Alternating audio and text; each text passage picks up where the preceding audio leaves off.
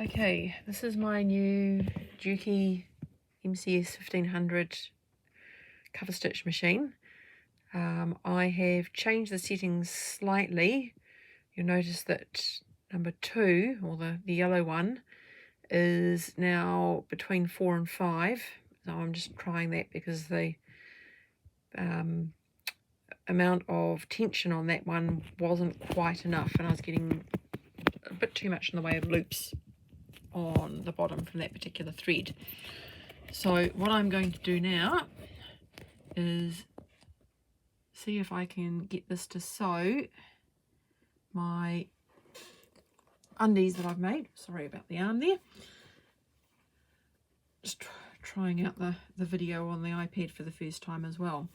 Okay, so this is the undies that I'm sewing. The fabric is cotton lycra from Marble Fabrics, New Zealand.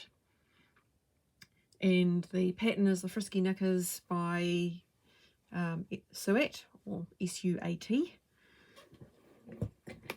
So basically what I'm going to do is I'm going to place it under the foot, and I'm trying to line up the middle needle there with the seam line. So I've already attached the binding using the overlocker, and this is basically just to sew it down. So I'll get that pin out, drop the foot, okay, and ready to go.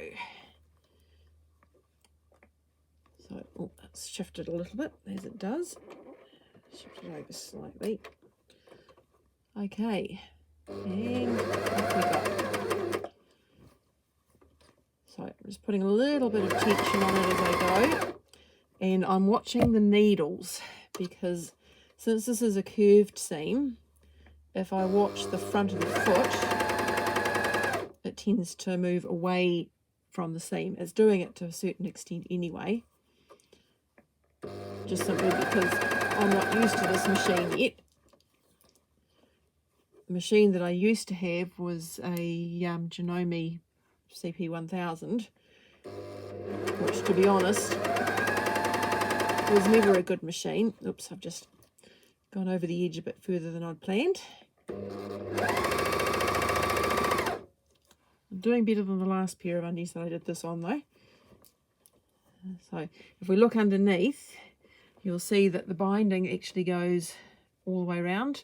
So I've actually cut this the width the pattern says, but I'm not doing it as the pattern says, because the pattern, the leg is done the same as the waistband, so it is actually a band, and I didn't want a band.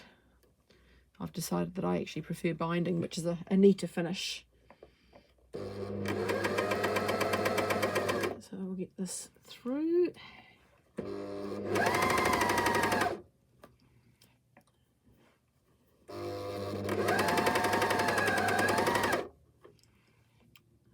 We're past the gusset area and heading towards the end.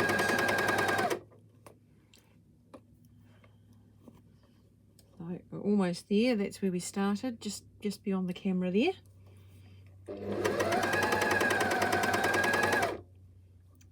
Right, one more pin to go.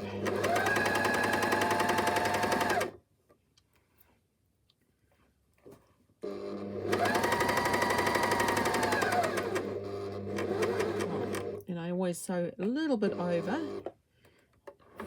Let's just take that over. Okay, and then you take it back and down, lift up, and it should pull it out from the back. Oh, I haven't got that quite right yet. There, and it releases. Pull through, and we'll cut that off.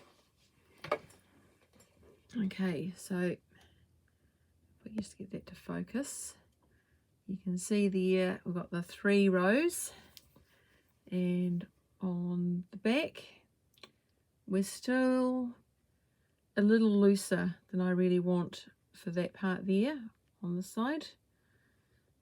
So I'm suspecting that I may have got something wrong on the threading for that one. So I may actually end up rethreading it from scratch. This is the first time I've threaded the machine. So if I got something wrong, it's probably not entirely surprising. And if I can't get it to work, then I will be taking it back in to the place that I bought it from. And they will, I'm sure, help me get it right. After all, they want me to keep coming back. So basically all I've got to do now, at this end here where all these bits are, is going to pull them through to the wrong side, knock them off, and then I will pull them through underneath the stitching using this wee guy, which is a latch hook from a knitting machine. Very, very handy. So yep, that's it. Hopefully that helps.